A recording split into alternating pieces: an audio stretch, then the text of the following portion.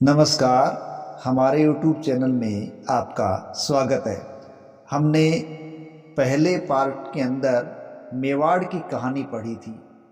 मेवाड़ की कहानी एक लंबी सीरीज हमने चलाई थी। उस कहानी के पश्चात आज हम राजपूत काल की ओर चलते हैं।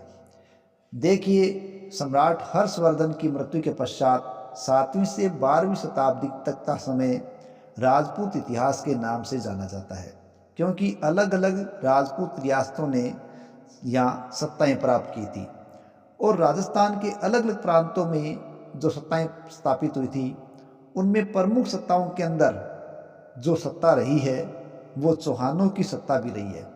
तो आज हम राजस्थान के इस श्रृंखला की शुरुआत चौहानों से ही करते हैं। सर्वप्रथम राजपूतों की उत्पत्ति से संबंधित बात करें तो सबसे पहली बात आती है भाटों और चारणों की। भाट और चारण मानते हैं कि चौहान है वो अग्निवंशीय है और अपने इस आधार के पीछे वो चंद्रबरदाई की रचना पृथ्वीराज रासो का हवाला देते हैं, क्योंकि पृथ्वीराज रासो के अंदर ये बताया गया है कि ऋषियों ने आबू में यज्ञ करना प्रारंभ किया तो राक्षसों ने उनमें मल मूत्र हड्डियां आदि अपवित्र वस्तुएं डाल दी और उसे नष्ट भ्रष्ट करने का प्रयास किया। तब वशिष्ठ ऋषि ने यज्ञ की रक्षा करने के लिए अपनी मंत्र सिद्धि से अग्नि से 4 पुरुषों को पैदा किया, जो प्रतिहार, परमार, चालुके और चौहान कहलाए। और नैणसी और सूर्यमल मिश्रण ने भी अपने ग्रंथों में इस कथानक को कुछ हेर फेर करके प्रधानता दी है। इस प्रकार राजपूतों अर्थात चौहानों को अग्निवंशीय माना गया है, जबकि पृथ्वीराज विजय, हमीर महाकाव्य, हमीर रासो आदि ग्रंथों की बात करें तो वो चौहानों को सूर्यवंशी मानते हैं और गोत्रोच्चार में वो उनको चंद्रवंशी मानते हैं। और इसी को आगे बढ़ाते हुए डॉक्टर गौरीशंकर हीराचंद ओझा भी इन्हें सूर्यवंशी क्षत्रिय स्वीकार करते हैं। राजपूतों की उत्पत्ति से संबंधित यदि अगला मत पाश्चात्य विद्वानों का देखें तो उनमें पाश्चात्य विद्वान है वो राजपूतों की उत्पत्ति विदेशी जातियों से मानते हैं, जिनमें कर्नल जेम्स टोड मानते हैं कि राजपूतों की उत्पत्ति विदेशी जातियों शक अथवा सीतियन से हुई है। वहीं V.A. स्मिथ मानते हैं कि राजपूतों की उत्पत्ति हूणों से हुई है और विलियम क्रुक मानते हैं कि राजपूतों की उत्पत्ति है वह शक और कुषाणों के द्वारा ही हुई है। एक बात यहाँ अलग है कि कर्नल जेम्स टोड है वो अग्निकुंड से उत्पत्ति की कहानी को तो स्वीकार नहीं करते, लेकिन वो ये मानते हैं कि जब विदेशी आक्रमणकारी शासक यहाँ बन गए तो उन्हें अग्नि संस्कार किया गया और अग्नि संस्कार के द्वारा पवित्र कर जाति व्यवस्था के अंतर्गत उनको ढाल दिया गया और यही राजपूत कहलाए थे। एक अन्य मत के अनुसार राजपूतों की उत्पत्ति ब्राह्मणों से हुई है। डॉक्टर भंडारकर ने राजपूतों की उत्पत्ति किसी विदेशी ब्राह्मण से बताई है और ये भी बताते हैं डॉक्टर भंडारकर कि चहमान या चौहान खज्जर जाति से संबंधित हैं और इनके आदि पुरुष हैं, उनका नाम वासुदेव बहमन था और उन्होंने चहमानों की उत्पत्ति और विस्तार पर बल दिया था। इतना ही नहीं, डॉक्टर दशरथ शर्मा भी चौहानों को बिजोलिया शिलालेख के अनुसार ब्राह्मण वंश का ही मानते हैं। इसके अलावा कायम खान रासो और चंद्रावती के लेख में भी इनको ब्राह्मण वंशीय होना बताया गया है। प्राचीन ग्रंथ है पिंगल सूत्र, उसमें भी राजपूतों की उत्पत्ति ब्राह्मणों से मानी गई है। और जहाँ पर डॉक्टर गोपीनाथ शर्मा की बात करें तो उन्होंने मेवाड़ के गुहिलों को नागर ब्राह्मण गुहेदत्त का वंशज बताते हुए इस मत का समर्थन भी किया है। लेकिन इन मतों में सत्य कहाँ है ये बताना बहुत ही कठिन है। हालांकि राजपूतों की उत्पत्ति या चौहानों की उत्पत्ति के अलग अलग मतांतर चल रहे हैं। जिस प्रकार से राजपूतों की उत्पत्ति से संबंधित मत अलग अलग हैं, उसी प्रकार राजपूत या चौहानों की अगर बात करें तो मूल स्थान के संदर्भ में भी अलग अलग मत है। चित्तौड़गढ़ के मानमोरी के 713 ईस्वी के शिलालेख में दी गई वंशावली से महेश्वर दास और भीमदास जो नाम मिलते हैं और उनके आधार पर मानते हैं कि चहमान शासक भृतवृद्ध द्वितीय के ये पूर्व पुरुष थे और इसी आधार पर आगे इनको जोड़ा जाता है और इनको मौर्यों के वंश से संबंधित बताया जाता है और मूल निवास चित्तौड़ के आसपास रखा जा सकता है, लेकिन कुछ भी निश्चित तौर पर नहीं कहा जा सकता। दूसरी संभावना है कि 756 ईस्वी के शिलालेख में चयमानों की 6 पीढ़ियों के नाम दिए गए और इनमें अंतिम नाम भृतवृद्ध का आया है।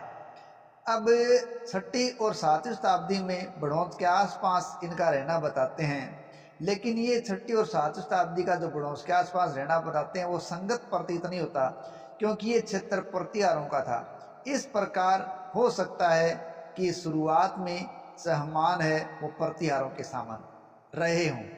एक अन्य मत है जो सबसे अधिक विश्वास योग्य माना जाता है, वो मत है कि वे सपादरक्ष झील के आसपास के निवासी थे।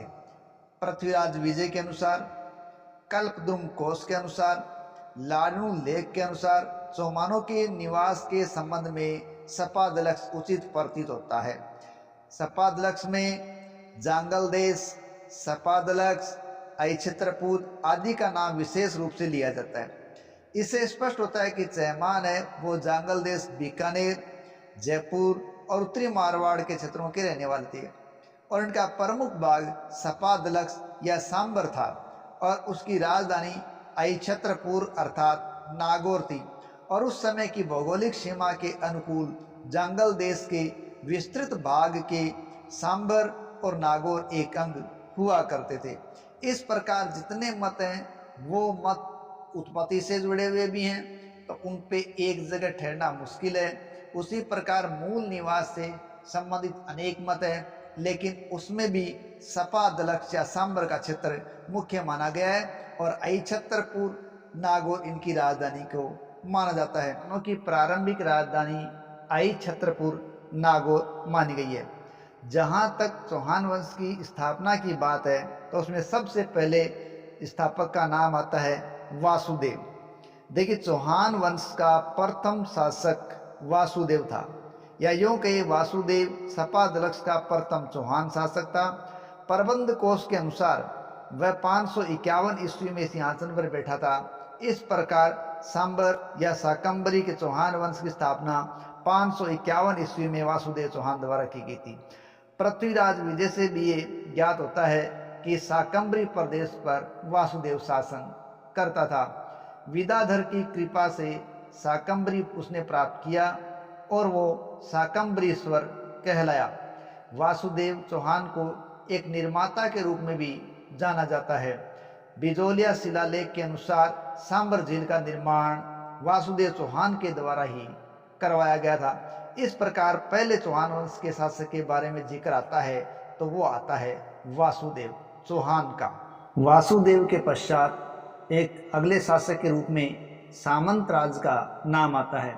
बताया जाता है वासुदेव के पश्चात सामंत राज गद्दी पर बैठा था, लेकिन यह निश्चित रूप से नहीं कहा जा सकता कि वासुदेव का सामंत राज के साथ क्या संबंध था। बिजोलिया अभिलेख के अनुसार यह ब्राह्मण ऋषि वत्स के गोत्र में उत्पन्न हुआ था और अनंत देश का शासक था, जिसकी राजधानी अहिछत्रपुर थी। पृथ्वीराज विजय के अनुसार वह अनेक सामंतों का स्वामी था, अतः उसे शाकंभरी की चहमान सत्ता का प्रभाव विस्तार प्रारंभ करने का श्रेय दिया जा सकता है।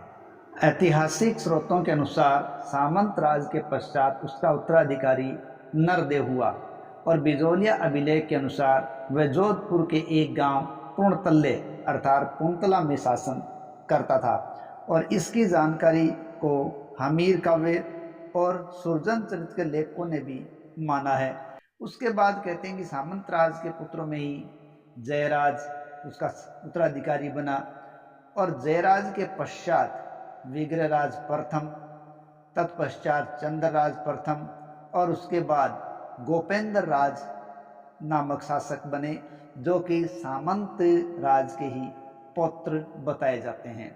इस प्रकार गोपेंद्र राज के समय तक शाकंभरी के चौहान बहुत अधिक शक्तिशाली नहीं हुए थे, ऐसा माना जाता है। गोपेंद्र राज के पश्चात उसका पुत्र दुर्लभ राज प्रथम उसका उत्तराधिकारी हुआ और ऐतिहासिक साक्ष्यों के अनुसार वो प्रतिहार नरेश वत्सराज का एक सामंत था और वत्सराज का सहयोगी रहते हुए उसने दोआब, मध्य देश और पालों के देश तक विजय प्राप्त की थी और वत्सराज के साथ बंगाल की चढ़ाई पर भी दुर्लभ राज गया था।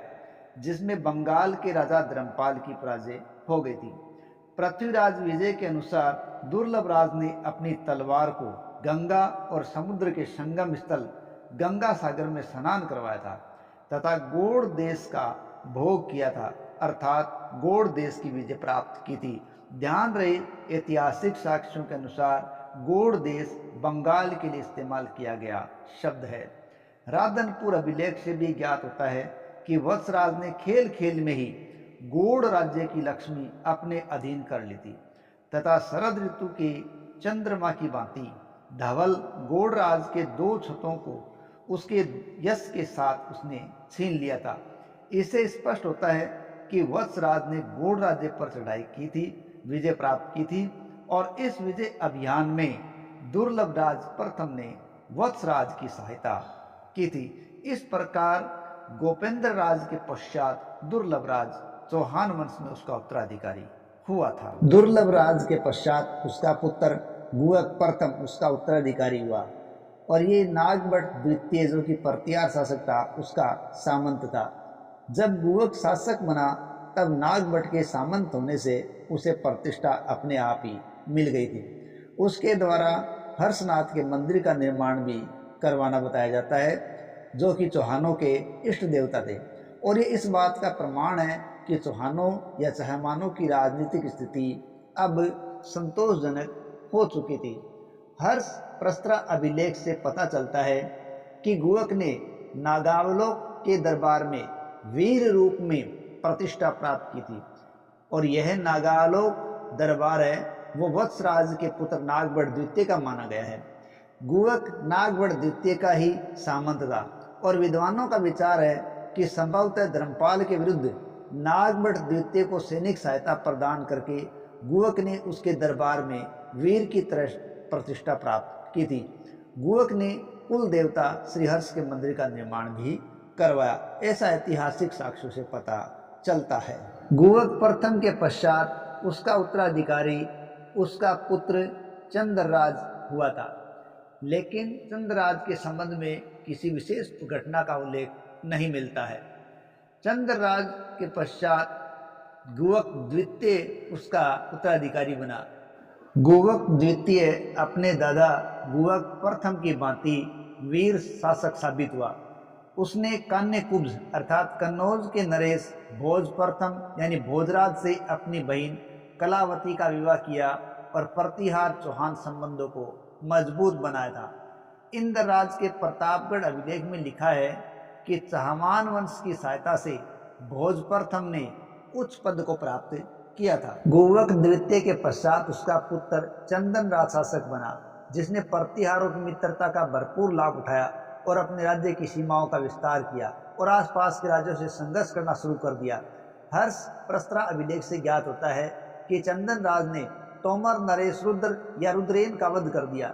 पृथ्वीराज विजय से ज्ञात होता है कि चंदन राज की रानी थी रुद्राणी जिसे आत्म प्रभावी कहा गया है। वो महान शिव भक्त थी और एक योगिनी के रूप में वो प्रसिद्ध थी। उसने पुष्कर तालाब के चारों ओर अंधकार को दूर करने के लिए 1000 दीपों की स्थापना की या प्रकाश स्तंभों की स्थापना की थी। इस प्रकार की जानकारी चंदन राज के बारे में प्राप्त होती है। तो आज की कड़ी में यहीं तक करेंगे। इस कड़ी में हमने आज जाना कि चौहानों की उत्पत्ति और उनके निवास से संबंधित विभिन्न मत थे, उनके बारे में जानकारी प्राप्त की तथा चौहानों के प्रारंभिक शासक वासुदेव के बारे में जानकारी प्राप्त की और तत्पश्चात चौहान शासक चंदन राज तक के बारे में हमने जानकारी प्राप्त की है। इससे आगे की जानकारी अगली चौहान कथा के अंदर जानेंगे। तब तक के लिए जय हिंद, जय भारत।